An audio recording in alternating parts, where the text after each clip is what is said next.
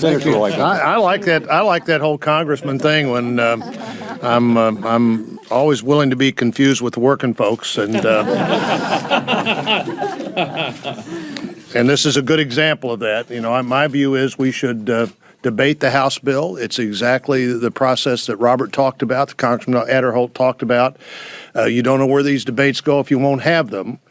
And it does seem to me that our friends on the other side in the Senate, more than half a dozen of them who've said they disagree with the president's actions in November, have a real hesitation to want to go to the floor and explain the 22 times he said that he didn't have the ability to do what he did last year.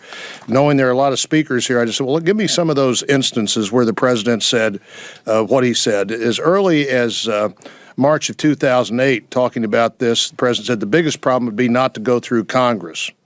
Then he says, anybody who tells you I can, this is May of 10, anybody who says I can wave a magic wand doesn't know how this works. And it's on and on. I'm president, not king.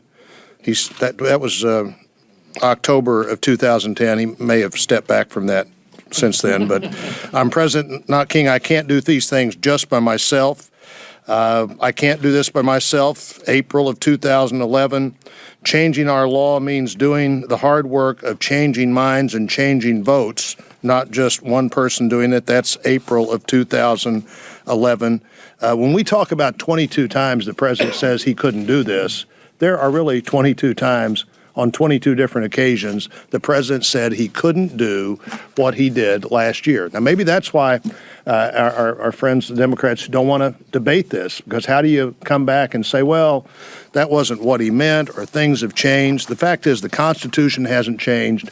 The process of debating these issues publicly hasn't changed, and we need to do people's business openly.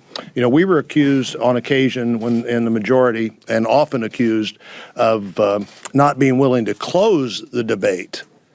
Now, we never, and on the bills we'd never been able to allow it to offer amendments on. How could we, with a straight face, say, yes, we're ready to stop debating because we hadn't started? There were very few instances that I can think of when Republicans in the Senate were accused of not being willing to have the debate. This is a debate we ought to have. I'm glad to be here with my friends to encourage it.